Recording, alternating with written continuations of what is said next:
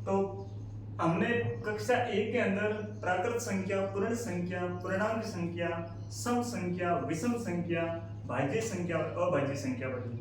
और आज हम कक्षा 2 के अंदर परिमेय संख्या, अपरिमेय संख्या और वास्तविक संख्या पढ़ रहे हैं। तो परिमेय संख्या कौन सी होती है?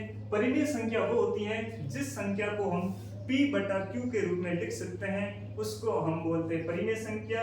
अर्थात P की जगह 0 होगा तो वह परिमेय संख्या होगी, और Q की जगह 0 हो गया तो वह अपरिमेय संख्या हो जाएगी। मतलब किसी भी संख्या को हम P बटा Q के रूप में लिखते हैं। जैसे 2 है, 2 के नीचे 1 लिख दिया तो यह P बटा Q के रूप में हो गई। 5 के नीचे भी 1 लिख दिया तो यह भी एक परिमेय P बटा Q के रूप में हो गई, तो यह भी एक परिमेय संख्या है।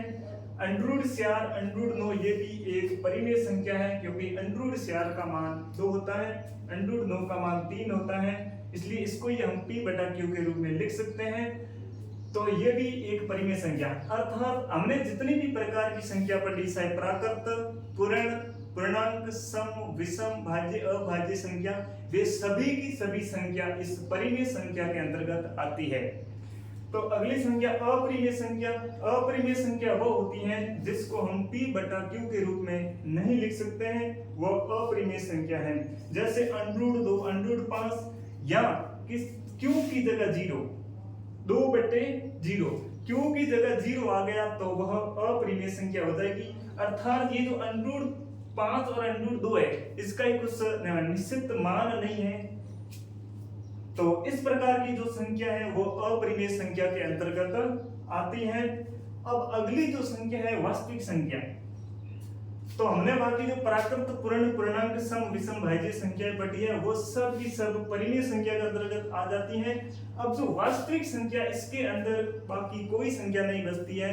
मतलब वास्तविक संख्या परिमेय एवं अपरिमेय से मिलकर बनती है। इसका मतलब बाकी ऐसी कोई संख्या नहीं बचती है जो वास्तविक संख्या के अंतर्गत नहीं आती है। तो बाकी सब परिमेय संख्या के अंदर आ गई, और इसके जो बच गई वो आ गई अपरिमेय के अंदर।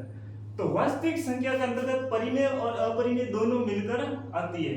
मतलब दोनों मिलकर ही वास्तविक संख्या बनती है। वास्तविक संख्या मतलब जिसका कुछ मान होता है एवं जिसको हम संख्या रेखा पर दर्शा सकते हैं, उसको हम बोलते हैं वास्तविक संख्या।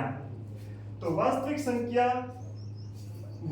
संख्या को हम संख्या रेखा पर दर्शा देने के बाद में संख्या के रूप में कोई संख्या नहीं बचती है। इसका मतलब वास्तविक संख्या के अंदर प्राकृत, पूर्ण, पूर्णांक, सम, विषम, भाज्य, अभाज्य, परिमेय, अपरिमेय सभी की सभी संख्या इन वास्तविक संख्या के अंतर्गत आ जाती है।